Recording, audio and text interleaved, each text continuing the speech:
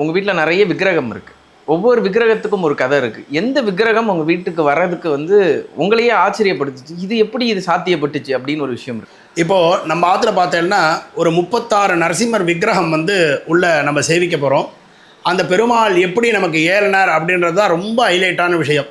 நம்ம வெறும் ஃபோட்டோவை வச்சு பூஜை பண்ண எனக்கு நான் எந்த மார்க்கத்தில் செல்லணும்னு நமக்கு இருக்கிற சின்ன அறிவுனால நமக்கு எட்டாது. அதுக்கு ஒரு கதை வேணும், அதுக்கு ஒரு வியக்தி வேணும், அதுக்கு ஒரு நபர் வேணும். அந்த நபரை நம்ம மாற்றுக்கு ஒவ்வொரு வாரமும் சனிக்கிழமையில் வரவழைச்சு, அவர் எங்கேயோ பெங்களூரில் இருக்கார், அவரை நமக்குன்னு வரவழைச்சு அந்த சுவாமியக்காக நமக்குன்னு ஒரு பிரத்யேகமான ஒரு விக்கிரகத்தை அவருக்கு எப்படி தோணிருக்கோன்னு தெரியாது. அவர் ஏன் எனக்கு கொடுக்கணும்னு நினச்சாருன்னு தெரியாது.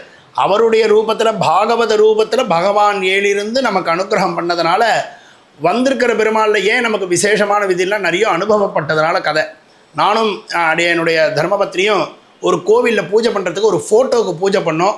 அந்த சுவாமியுடைய தாத்பரியம் என்னென்னா 9வது பூஜையில் நான் விக்கிரகமாக வந்துடுவேன்னு அவர் சுவாமி உத்தரவு.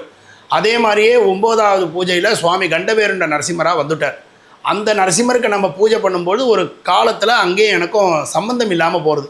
அப்போ சுவாமிகிட்ட நான் ரொம்ப கண் கலங்கி, சுவாமி நீ தான் என்னை காப்பாற்றணும், நான் அங்கே பூஜை பண்ணேன், எனக்கு அதுக்கப்புறம் வழி இல்லாமல் இருக்கேன், நிர்கதியிலாக இருக்கேன், நீ தான் எனக்கு அனுகிரகம் பண்ணணும்னு காலில் விழுந்து கதறி அழுத என்னுடைய வெளிப்பாடு என்னுடைய பாகவத ரூபத்தில் எனக்கு இவ்வளோ விக்கிரகங்கள் நம்ம மாத்தில் ஆராதனை பண்ணுற பாக்கியத்தை பெருமாள் கொடுத்தார்.